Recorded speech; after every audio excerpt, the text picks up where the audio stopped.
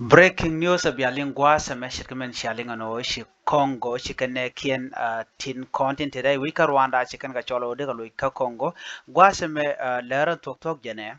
chadi ne dang well jok shakan na kan din to ke din content la international peacekeeper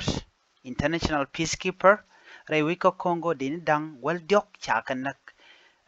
kan tamere we shi ka Congo ne me mandan lero den tama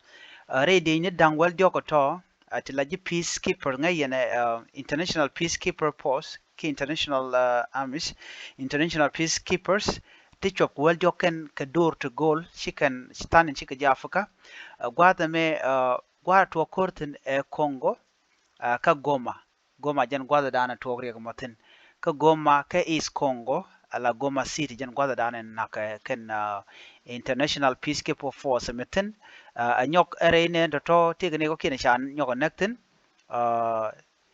ci ji South Africa ala ji South Africa ken tike military bomb tere wujin wina mi ko Congo ngai no Congo tike dab ni tin wan tike tin ken cha kan nek ne ti shop ka bangwan ci karaja mo ci kana lat ne bangwan tila tila South African cha kan nek ke de ni ken dang bangwan cha kan nek anetin kontile M23 rebel gwas mi kenne luak kenne to kondin tere wichin wina mi ko jandan te tin ge ko kan ko de na de kan ko luak ko la do dan gur kan ta kan M23 rebel jok ko dong chi kan de ko mebe ka da wich jan gwas dan en chwa nei te ton chwa kan nek ne ken dang bong wan to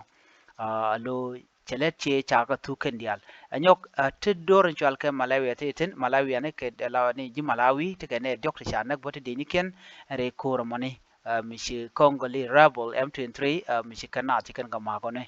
ka Goma city ka Congo ka East Congo na me agenda na tuwa teme man dien gwase me mishi Congo che ngaje no chane to cha kan ko la UN I mean international peacekeepers cha kan ko kan ne ko la South African military ka ken Malawi aditi to ko kini anekti chicken ne kini kan shu cholton konen tintere we ka Rwanda ken Rwanda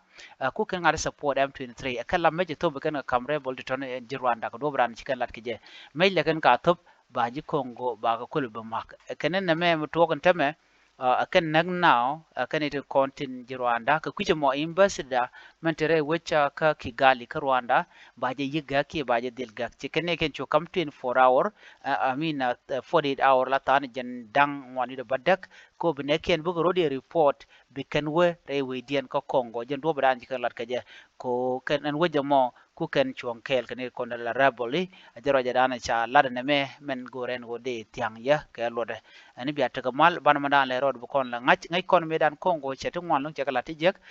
me chi kan ne ti chop ke kudang ro ngani kan nganak antama jana che ko ye to ki rabol che ka chi kan lo nyen kan ka Congo jen go te kala di ne jen men biya ta kamal ban madan bu kon ling yok